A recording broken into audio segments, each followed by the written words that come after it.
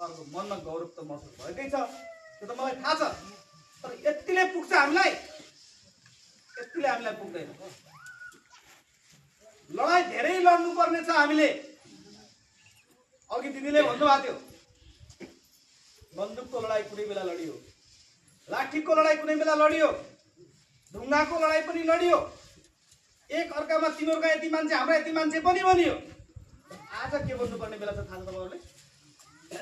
तिमीहरूको 10,000 मत छ, हाम्रो 20,000 मत छ भन्नुपर्ने छ। मतले लड्नुपर्ने बेला आएको छ, भोटले लड्नुपर्ने बेला आएको छ। त्यस कारणले तपाईँ सबै आफन्तजनहरू एकदम ध्यान दिएर एकदम तपाईँको तदारुकताका साथ लाग्नु होला।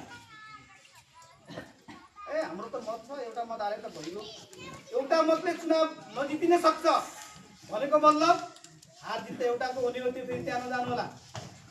एक मत आफ्नो, एक मत अर्को पनि ल्याउनु।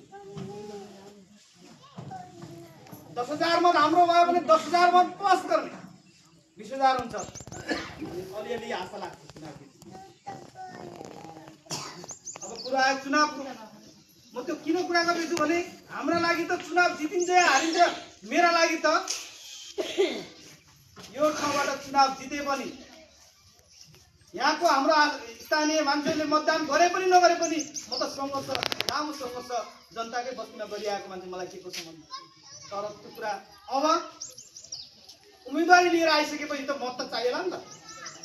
त्यस कारण तपाईँहरू यो मतमा कटिबद्ध हुनुहुनेछ र गुलाबको फुलमा फाल्गुन 21 गते मतदान गर्नु।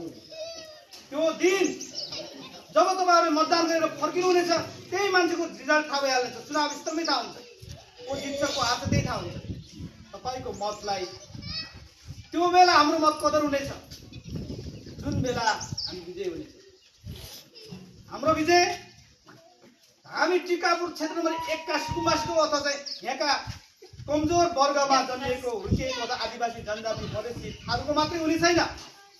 त्यो विजय नेपाल अधिराज्यभरिको पछि परेका मान्छेहरूको विजय हुनेछ। त्यसको प्रमुख कैलाली क्षेत्र नम्बर 1 हुनेछ। त्यसको जस यहाँको नागरिकलाई जाने,